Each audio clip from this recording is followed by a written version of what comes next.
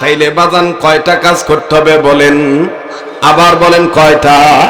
Number 1 সকল প্রকার গুনাহ থেকে বেঁচে থাকা। নাম্বার 2 আল্লাহর হুকুম ফরজ ইবাদত ঠিক মতন আদায় করা। নাম্বার 3 আল্লাহর হুকুম ওয়াজিব ঠিক মতন আদায় করা। নাম্বার 4 নবীদের সুন্নতরা উম্মত হওয়া। নাম্বার 5 নিজের অভ্যাসকে নফল আমলের অভ্যাসে পরিণত করা। এই 5টা কাজ আমরা করতে পারবো তো ইনশাআল্লাহ? আব্দুল খালেক শরীয়তপুরী সাহেব, আমি শেখ হযরতের মূল্যবান নসিহত পেশ করার জন্য ইন্তেজামিয়া কমিটির পক্ষ থেকে সবিনয় দরখাস্ত করছি। কেন দাঁড়ায় আছেন এখানে? ভাইরাল হওয়ার কোনো দরকার নাই তো। আমার কে বন্ধু কে শত্রু আমি ভালো করে চিনি তো। বেলাদার মতন এখন আমরা পিছনে ছবি উড়াইবেন, ছাড়বেন যে শরীয়তপুরের লোকে আসি। শরীয়তপুরে তো এমনি দেখতে পারেন না। 29 বছর ধরে চোঙ্গা ভুয়াই, কেডা শত্রু কেডা বন্ধু এটা চেহারা দেখলে কইতারি। এখন ছবি উঠাইব আর কি, পিছনে খারাপ আমি কথা কয় না। জি ভাই, যারা দাঁড়ায় আছেন বসে পড়ুন, মেহরবানি করে সবাই বসে পড়ুন। মাইকলা ভাই মাইকের সাউন্ডটা বাড়িয়ে দেন, টনটা চিকন করেন, রিভাব বাড়ান, বাসটা কমান। আসসালামু আলাইকুম ওয়া রাহমাতুল্লাহি ওয়া বারাকাতুহু। আলহামদুলিল্লাহি নাহমাদুহু ওয়া নাস্তাঈনুহু ওয়া নাস্তাগফিরুহু ওয়া নু'মিনু বিহি ওয়া নাতাওয়াক্কালু আলাইহি ওয়া নাউযু বিল্লাহি মিন শুরুরি আনফুসিনা ওয়া মিন সাইয়্যিআতি আ'মালিনা। মান ইয়াহদিহিল্লাহু ফালা মুদিল্লা লাহু ওয়া মান ইউদ্লিলহু ফালা হাদিয়া লাহু। ونشهد أن لا إله إلا الله وحده لا شريك له ونشهد أن سيدنا وحبيبنا ومولانا محمدا عبده ورسوله صلى الله عليه وعلى آله وأصحابه وبارك وسلم. أما بعد فأعوذ بالله من الشيطان الرجيم. بسم الله الرحمن الرحيم. وما آتاكم الرسول فخذوه وما نهاكم عنه فانتهوا. بارك الله لنا ولكم في القرآن العظيم ونفعنا وإياكم بالآيات والذكر الحكيم. শ্রদ্ধেয় সভাপতি, আমন্ত্রিত যোগ্য বুজুর্গ হযরত উলামা ইকরাম, সর্বস্তরের সম্মানিত সুধী, পর্দার অন্তরালে পরম শ্রদ্ধেয়া পর্দানিশীন আমার মা ও বোনেরা, পাশাপাশি স্কুল কলেজ ভার্সিটি বিদ্যালয় মহাবিদ্যালয় সরকারি বেসরকারি দ্বীনি বিদ্যাপীঠেও অধ্যয়নরত আমার কলিজার টুকরা এই এলাকায় বসবাসরত বহিরাগত এলাকা থেকে আগত সমাগত হৃদয়ের স্পন্দন যুবক বন্ধুরা, বাবার বয়সী মুরব্বীরা, আশিকিন জাকিরিন মুহিব্বিন সালিকিন মুজাহিদ বাবারা ভাইরা, উপস্থিত আছেন ইমান ইমারতের অতন্ত্র প্রহরী বাংলার জিন্দা শাহজালাল, আইম্মায়ে মাসাজিদগণ, আইম্মায়ে মাদারিসগণ, আমার সেরে তাজ জাতির শ্রেষ্ঠ সন্তান হযরত উলামা ইকরামগণ, পাশাপাশি এলাকার গণ্যমান্য ব্যক্তিবর্গ, অতিথিবৃন্দ, আল্লাহ জাল্লা শানুহুর দরবারে লাখো কোটি শুকরিয়া আদায় করি যে মহান আল্লাহ আমাকে আপনাকে উম্মতের উলামা ইকরামদের মজমায়ে বেহেশতের বাগানে নেক কাজে যে আল্লাহ পাক শরীক হওয়ার তৌফিক দান করলেন। দিল থেকে জবান খুলে উচ্চ আওয়াজে গোলামের পরিচয় দিয়ে শুকরিয়া আদায় করি, কালিমাতুশ শুকুর আলহামদুলিল্লাহ। মানুষ যে পরিমাণ আছেন শুকরিয়ার আওয়াজের দিক দিয়ে সেই পরিমাণ স্বতঃস্ফূর্ততার প্রমাণ মিলে নেই। উচ্চ আওয়াজে কার্পণ্যতা ছেড়ে দিয়ে উদারতা ভদ্রতার সাথে আল্লাহর গোলামের পরিচয় দিয়ে উচ্চ আওয়াজে আবারও বলি আলহামদুলিল্লাহ। আমি সবকিছু শুরুতে আপনাদের কাছে প্রথমত আপনাদের কাছে ক্ষমা চেয়ে নিচ্ছি, কেননা যে সময় আমার আসার কথা ছিল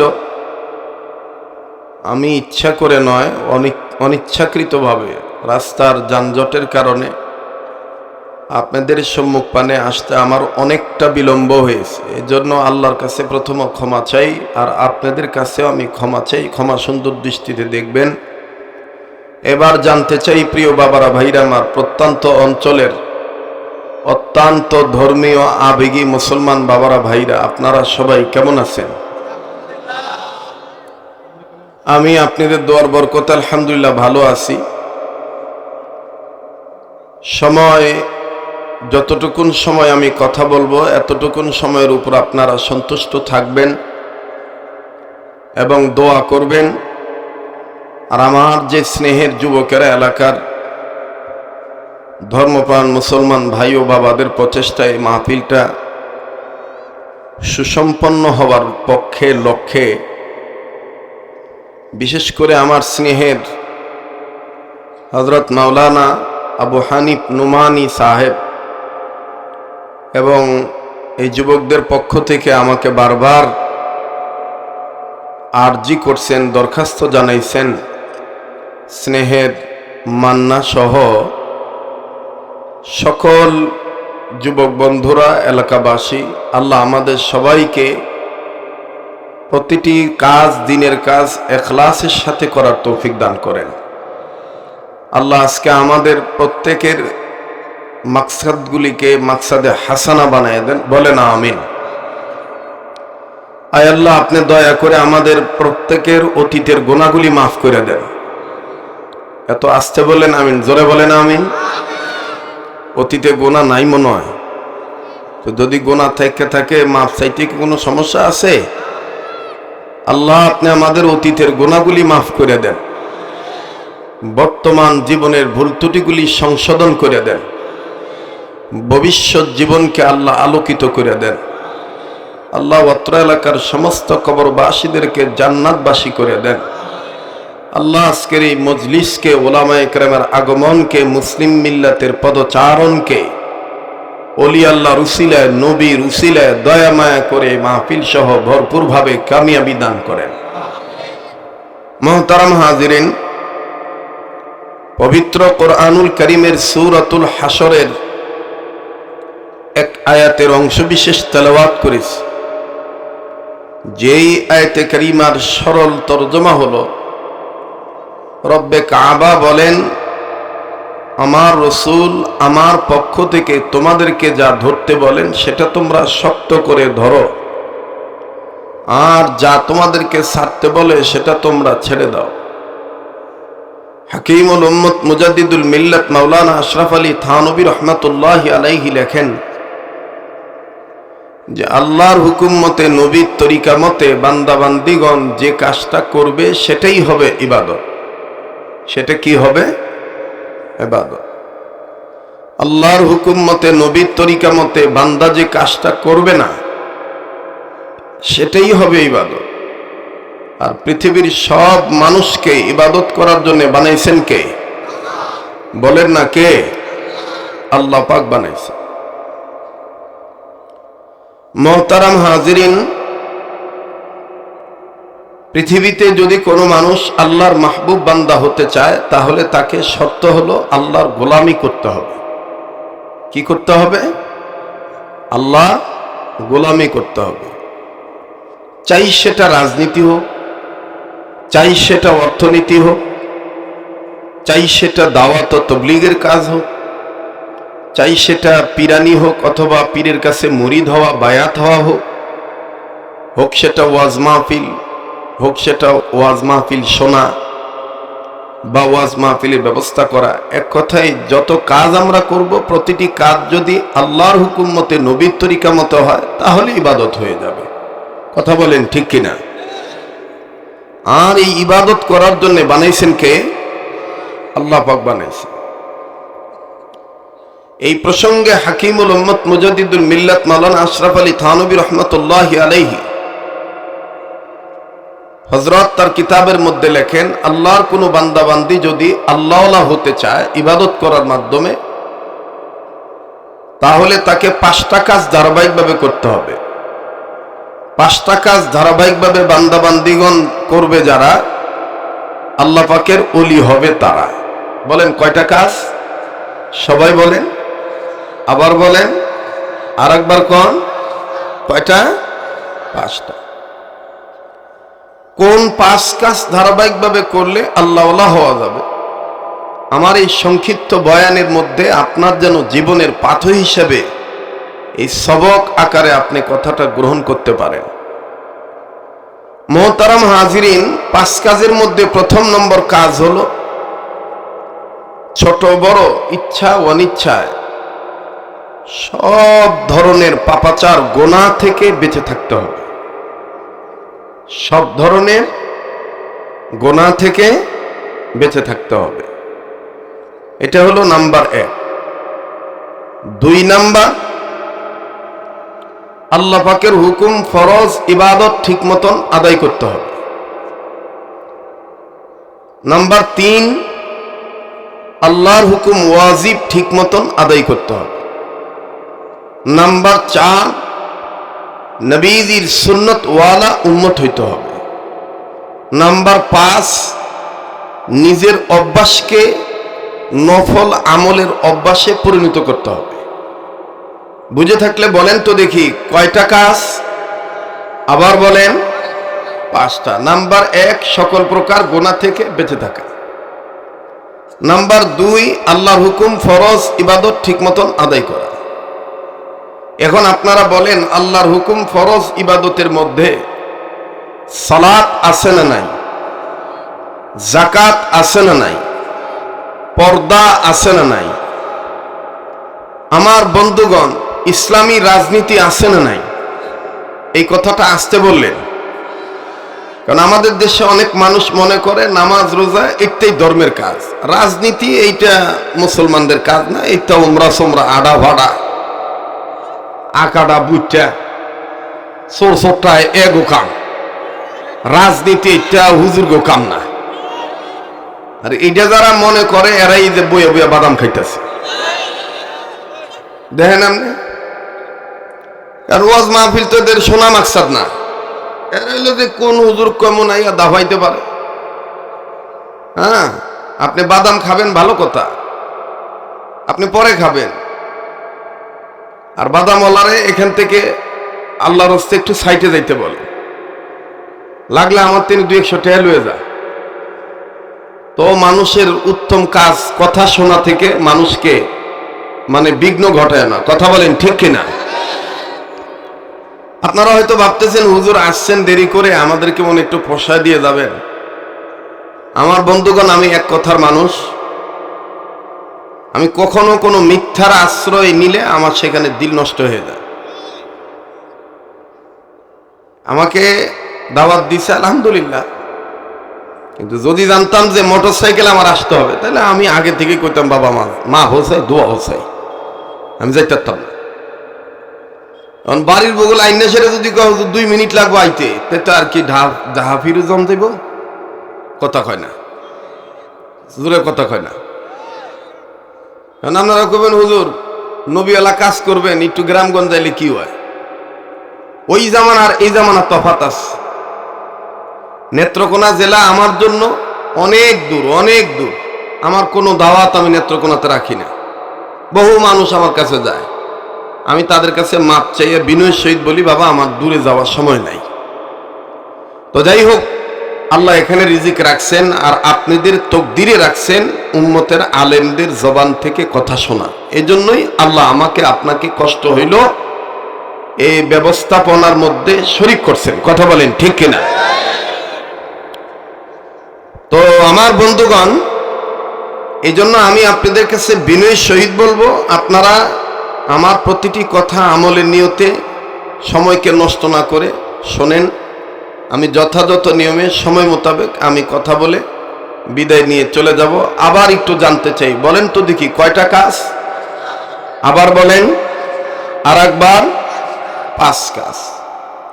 এই 5টা ওষুধ যদি আপনি ঠিক মতন ব্যবহার করতে পারেন, আপনার শারীরিকভাবেও অসুস্থ হবেন না, মানসিকভাবেও আপনি অসুস্থ থাকবেন না, আপনি দুনিয়ার জিন্দেগিতেও ভালো থাকবেন, মরার পরের জিন্দেগিতেও আপনার ভালো হবে।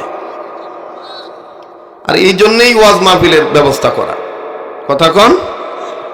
কিন্তু আমি আসার সময় দেখছি 64তম ওরস মোবারক হইতেছে। এই মেন রাস্তার সাথে দেখলাম যে বিশাল গেট করে 64তম ওরস মোবারক। ওরস কারা করবে কি করবে না আমি সেটা বলবো না, কিন্তু স্পষ্ট কথা, মদ দিয়ে, গাঁজা দিয়ে, নামাজ ছেড়ে দিয়ে, পর্দা ছেড়ে দিয়ে মানুষকে সেজদায় বাধ্য করা, এগুলো দিয়ে কখনো আল্লাহকে পাওয়া যায় না। এগুলো দিয়ে আল্লাহকে পাওয়া যায়? এই সেজদা, আমি এই কপালটা একমাত্র কাকে সেজদা করব? আওয়াজ দিয়ে বলেন না, কাকে করব? আল্লাহকে করব। আর আমাদের দেশে আমরা স্বীকার করি এই দেশটা নদীমাতৃক দেশ, এ দেশটা সুরের দেশ, এ দেশটা বাউল বয়াতিদের দেশ, কিন্তু আমাদের প্রথম মানতে হবে এই দেশটা হক্কানি উলামায়ে কেরামদের দেশ। কোন বয়াতির দ্বারা, কোন ওয়াটওয়ালা, জটওয়ালা, সটওয়ালা, আনজুট্টি, গানজুট্টি, আজাইরা, মাজাইরা, বাজাইরা, ফকির বয়াতিদের দ্বারা কোনোদিন মানুষ প্রকৃত মানুষ হতে পারে না। মানুষ কেবলমাত্র, একমাত্র, শুধুমাত্র মানুষ হতে পারবে, মনুষ্যত্ব, তার মানবতা ঠিক রাখতে পারবে মানুষকে যে আল্লাহ বানাইছে সেই আল্লাহর হুকুম যদি মানতে পারে। কথা বলেন ঠিক কিনা? সে আল্লাহর হুকুম মানা ছাড়া ওই হারমোনিয়াম, কুঙ্গু, শান্ত, সারেন্দা, মদ খাইয়া, গাঁজা খাইয়া, উকুর বাক্কুর জিকির করিয়া আল্লাহরে ভাইবেন, এত সস্তা না। মানুষ পোশাক পরবে, ইহাই স্বাভাবিক, আর গরু ন্যাংরা থাকবো, ইহাই স্বাভাবিক। এখন কেউ যদি পন্ডিতি করে গরুরে লুঙ্গি, ফ্যান, পায়জামা, জাঙ্গা, চশমা পরায়, তাহলে বুঝতে হবে গরু ঠিক আছে, গরু বলার মাথা ঠিক নাই। যদি আস্তে কথা কইব মনে করবেন সম্ভবত ভিত্তে ভিত্তে হারা হে গুরু ভক্ত আছে। মানুষ পোশাক পরবে, ইহাই স্বাভাবিক, আর গরু উলঙ্গ থাকবে, ইহাই। আজকের ওয়াজের হেডিং এইটাই। শরীয়তপুরে একটা ওয়াজ করে গেছে, মানুষ পোশাক পরবো, ইহাই স্বাভাবিক, গরু ন্যাংরা থাকবো, ইহাই স্বাভাবিক। কথা কয় না। আমার বন্ধুগণ, কেউ যদি পন্ডিতি কইয়া গরুরে লুঙ্গি, ফ্যান, পায়জামা, জাঙ্গা, চশমা ভরায়, তাহলে বুঝতে হবে গরু ঠিক আছে, গরুওয়ালার মাথা ঠিক নাই। যেমন আমরা বুঝতে ভুল করি, হেডমিস্ত্রি দোতলার ছাদ ঢালাই দিবে, খোয়া যে পরিমাণের দরকার পাইছে, এখন ছাদ ঘুরে ঘুরে দেখতেছে শাটারিং বান্দার পরে, মানে রড সব বান্দার পরে দেখতেছে কোন কোন কান্তির মধ্যে কিছু ভরে রয়েছে নি। এখন দেখে যে আদলা ইডা 3 ভোয়া, ছোট বড় ইডা অনেক আছে। হেডমিস্ত্রি লেবারে ডাক দিয়ে কয়, এই আদলা মাদলা ইডাডি আর ছাদে রাখার দরকার নাই, এইটার ভালাই দে রাস্তা, আর মানু দেখা ভালাইস। হেই ব্যাককলে করছে কি, আদলা ইডা লয়ে বই রইছে। হেডমিস্ত্রি কইছে মানু দেখা ভালাইস। আপনার মনে কথা বোঝেন নাই? হ্যাঁ, হেডমিস্ত্রি কইছে মানু দেখা ভালাইস। তো রাস্তা দিয়ে যখন মানুষ যায়, তখন এই আদলাইটা দুপ করে ভালা। এই আদলা যখন মাথাত লাগে, মানুষ মাথা ভাইটা রক্ত বের, তখন রাস্তাঘাটে মানুষ জমা হইয়া ডাক দিয়ে মাই আলছে, হ্যাঁ না এটা বাড়ি বানাইতেছে নাকি মারু মানার জম কারখানা বানাইতেছে, হ্যাঁ ডাক দে। বাড়িওয়ালারা ডাকছে, বাড়িওয়ালা কয় আমার দোষ না, হেডমিস্ত্রির দোষ। হেডমিস্ত্রি কয় আমার দোষ না, দোষ হইল লেবার বেটা। লেবার বেটারে আটকাইছে, লেবার বেটা কয় আমার দোষ করতে হলো, দোষটা আপনি রই, আপনি না আমারে কইছেন মানুষ দেখেই ফলাইতে, তা আমি আপনার কথা মতনই তো ইডা ফলাইছি। আরে ব্যাকল, আমি তো তরে কইছি মানুষ দিকে ইডা ফলাইস, এটার অর্থ হইল রাস্তাঘাটে মানুষ চলাচল করে এমত অবস্থায় যেন কোনো ইটা তর ফালানোর মাধ্যমে কোনো মানুষ যেন আহত না হয়, জখম না হয়, এইটা কইছি যে মানুষ দিকে ইডা ফলাইস। আর তুই এটা বুঝজত ভুল। যেমন আপনি আর একটু ভাঙ্গা কই, আপনার এই বারহাট্টা এলাকায়, আমার এই বারহাট্টা থানার সাথে অনেক আমার স্মৃতি বিজড়িত আছে। জানি না আমার সেই জাগিরদার জীবিত আছে কিনা। যদি জীবিত থাকে আল্লাহ তার হায়াত বাড়ায় দেব, আর যদি মরে যায় থাকে আল্লাহ তাকে জান্নাত দান করেন। এই বারহাট্টা থানা তবলিগের কিছু সাথী গিয়েছিলেন পাবনা জেলায় তবলিগ করতে। আজ থেকে 23 বছর আগের কথা বলতেছি। তখন যাওয়ার পরে আমি তখন পাবনায় জাগির থাকি, পাবনা জেলায়।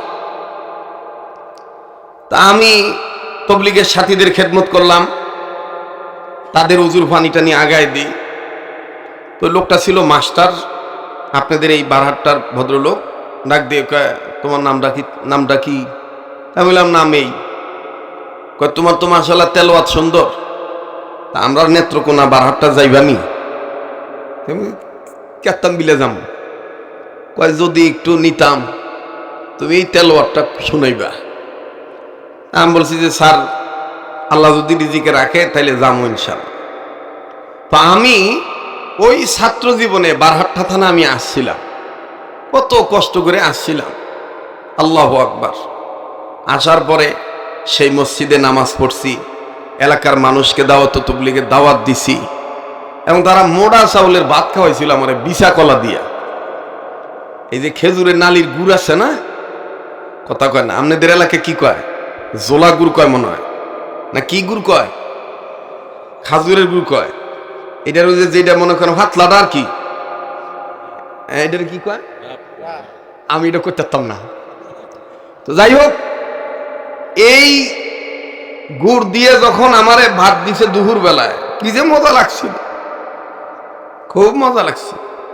আর ওই মাস্টার সাহেব বলছিল যে হাফেজ সাহেব, তোমার সুরতের মধ্যে একটা আলো দেখতে পাই আমি, আমার মনটা কেমন জানি কয় তুমি এই কোরআনের দাওয়াত এরকম আমরা দেশ সহ বিশ্বের অনেক রাষ্ট্রে দিতার। বাহ, তো ওই মুরব্বীদের দোয়া কামে লাগছে না লাগে নাই? যখন লাগছে কি লাগে নাই? তো আমি বারহাট্টাবাসীর কাছে আমি কৃতজ্ঞ। I am very very satisfied, very pleased. আমি খুব বেশি আপনাদের প্রতি দুর্বল। মাল্লাম ইয়াশকুরিন নাস সালাম ইয়াশকুরিল্লাহ।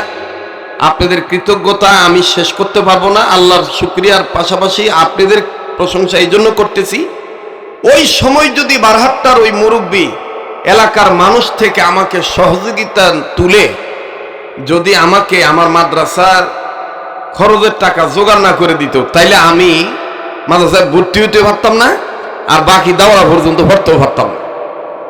কথা বুঝছেননি? ওই সময়ের অল্প টাকা, বেশি টাকা না, মাত্র 700 টাকা।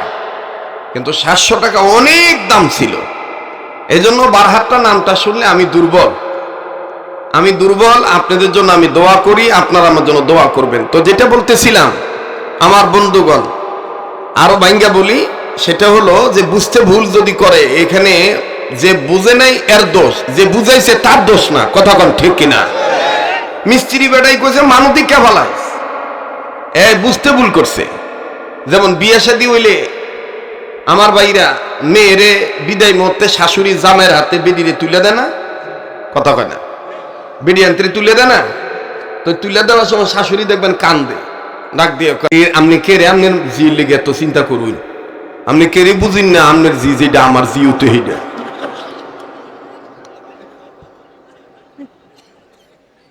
আসলে বুঝুন না, বেটায় বুঝে নাই। কথা কয় না, জোরে কথা কয়। মানুষ দেখে ইটা হলাস, মিস্ত্রি কইছে ঠিক হই, কিন্তু লেবার বেটা বুঝছে না। তো জামাইও কিন্তু এটা বুঝে না। তা আমরা যেটা বলি এটা আপনারা বোঝার চেষ্টা করেন, বুঝতে ভুল করলে এটা আমরা দায়ী না। আপনি মানুষ, আমিও মানুষ, একটু বোঝেন কয় কাজ ধারাবাহিকভাবে করতে হবে। জোরে কর, 5 কাজ। এর মধ্যে দ্বিতীয় নম্বর কাজ হলো আল্লাহর হুকুম ফরজ ইবাদত ঠিক মতন আদায় করা। এখন আল্লাহর হুকুম ফরজ ইবাদতের মধ্যে বলেন তো দেখি, নামাজ আছে না নাই? রোজা আছে না নাই? মা বাবার খেদমতের কথা আছে না নাই? আর একবার কোন আছে না নাই? কিন্তু আজকে আমাদের সমাজের সমস্যা হইল, আমরা নামাজকে যেভাবে প্রাধান্য দেই, পিতামাতার খেদমতকে ওইভাবে প্রাধান্য দেই না। জোরে কথা বলেন। হ্যাঁ, নামাজ যে ছেড়ে দিল, ইচ্ছাকৃতভাবে যে নামাজ ছেড়ে দিল, সে কুফরি করলো। সে কি করলো? কুফরি করলো। কিন্তু কিয়ামতের ময়দানে দেখা যাবে বহু নামাজি জাহান্নামের লাইনে বয়ে রয়েছে, আর বহু বেনামাজি ভিন্ন ভিন্ন নেকের কাজের উসিলায় আল্লাহ তাআলা মাফ কইরা জান্নাতে দিয়ে দিছে। দেখা যাবে পিতামাতার খেদমত, উলামায়ে কেরামের খেদমত, ইসলামী আন্দোলন ভিন্ন ভিন্ন। হ্যাঁ, নামাজ অবশ্যই আপনার পড়তে হবে, কিন্তু আমি নামাজি হওয়ার পাশাপাশি আমার বাড়িতে যে আমার মা বাবা আছে, তারাও আমার দেখশোনা করতে হবে, তারাও আমার কি করতে হবে? খেদমত করতে হবে। কারণ এই মা বাবার পক্ষে কে রাজি? কথা কন না, কে রাজি? আবার বলেন, কে রাজি? এখন আপনারা বলেন তো দেখি, মা বাবার পক্ষ হইতে ছেলে মেয়ের জন্য দোয়ার বরকত আলেম ওলামার চাইতে বেশি না কম? আলেম ভাইরা যারা আছেন আমার একটু জবাব দিয়ে সাহায্য করেন। সন্তানের ক্ষেত্রে পিতামাতার দোয়ার বরকত আলেম ওলামার চাইতে বেশি না কম? শুধু আলেম ওলামা না, পীর বুজুর্গ না, এমনকি রাসূল সাল্লাল্লাহু আলাইহি সাল্লামের চাইতে সন্তানের ক্ষেত্রে মা বাবার দোয়ার বরকত বেশি। সুবহানাল্লাহ কোন? আর একবার জোরে কোন সুবহানাল্লাহ। কিন্তু আফসোস, মায়েরে আমি কমলা খাওয়াই না, আমি আমার দয়াল বাবারে খাওয়াই, মুর্শিদ বাবারে খাওয়াই। আপনারা আর বারহাটটা নাই, দেখবেন সিজন আইলে উল্টা পাল্টা জিকির করে, যেই জিকির আল্লাহর ইবাদতের মধ্যে নাই। আল্লাহ কইল, তোমরা যদি ঈমান নামক দৌলত অর্জন করে থাকো, তাহলে ঈমানদাররা তোমরা আমার নামের জিকির করো, উযকুরুল্লাহ। কার কথা? ইয়া আইয়ুহাল্লাযীনা আমানু উযকুরুল্লাহ।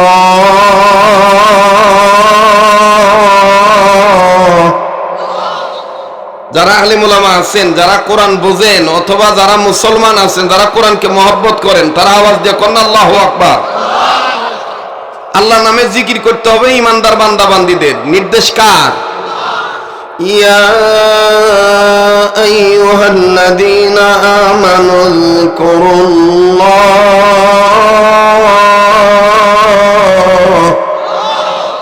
এই কথাটা কার?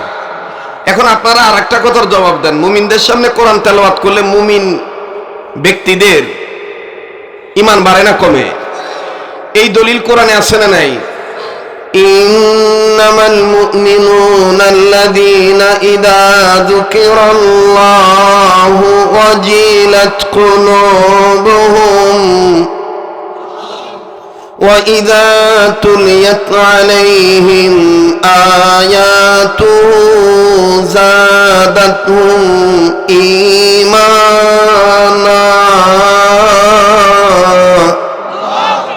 এই কথাটা কার? আল্লাহ বলেন, ওগো নবী, মুমিনগণের সামনে যখন কোরআন তেলাওয়াত করা হয়, মুমিনগণের দিল আমি আল্লাহর ভয়ে নড়ে উঠে, তাদের কাছে থেকে ঈমান বেড়ে যায়। এখন বলেন যাদের ঈমান বাড়ে তাদের জবান দিয়ে আল্লাহু আকবার আওয়াজ আসতে হয় না জোরে হয়? তো কই জোরে বলছেন? একটু জোরে বলেন না আল্লাহু আকবার। সামনের ভাইরা চুপ থাকেন, পিছনের ভাইরা বলেন তো আল্লাহু আকবার। মোটামুটি আইয়ে। এবার পিছনের ভাইরা চুপ থাকেন, সামনের ভাইরা বলেন আল্লাহু আকবার। আচ্ছা, আল্লাহু আকবার এই স্লোগানটা দিতে হবে, এ ব্যাপারে কোরআনে দলিল আছে না নাই?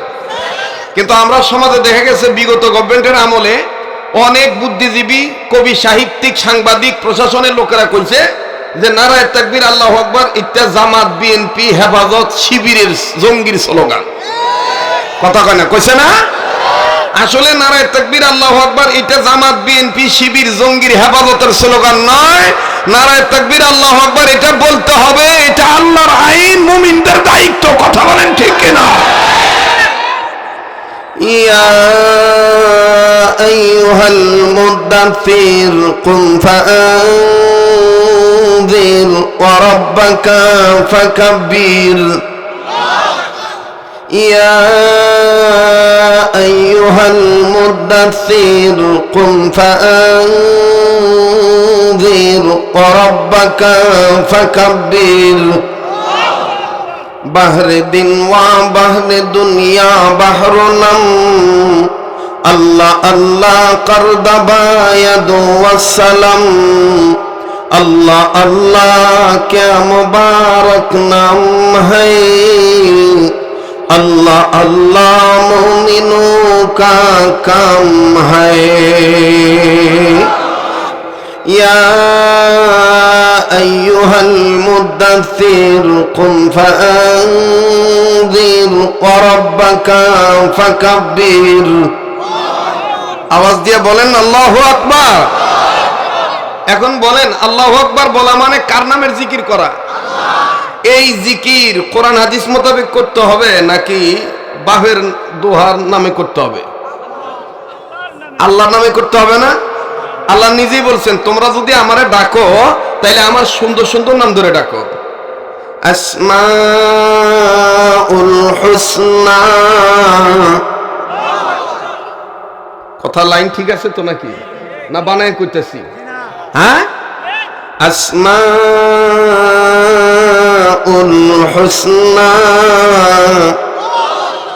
ওয়ালিল্লাহিল আসমাউল হুসনা। আল্লাহ বলেন তোমরা আমার সুন্দর সুন্দর নাম ধরে ডাকো, কিন্তু আমরা আমাদের অনেক ভাইদেরকে দেখি পীরের কাছে মুরিদ হওয়ার দোয়াই দিয়ে পীরও মুরিদও নারী পুরুষ সমানে মিল্লা সিজনাইলে সিজনাল পীর আর কি সিজনাল জিকির করে। তুমি আজ বাং বাউলে নিং ডাঙ্গ লাঙ্গা টাঙ্গা ডাঙ্গিলাম বাং জাঙ্গে মরজ দাও ডাঙ্গা লো ওয়া ওয়া ওয়া বাবা কথা কয় না জোরা কথা কয়। এটা কইলি কয় হুজুররা খালি গিবত করে। আরে সোরার ঘরে সোরা, কোনটা গিবত কোনটা হালত এই এলেম আসেনি তোর বাহের? কোনটা গিবত কোনটা হালত এই এলেম আসেনি তোর? কথা কয় না।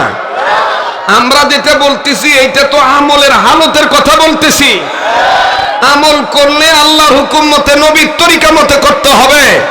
তোমার বাহে কেমনে কইছে ওইভাবে চলন যাইতো না। কথা কন ঠিক কিনা? গান্দা টান মারে আবার ডাক দিয়ে কয় খাইলে সিদ্ধি বাড়িবে বুদ্ধি।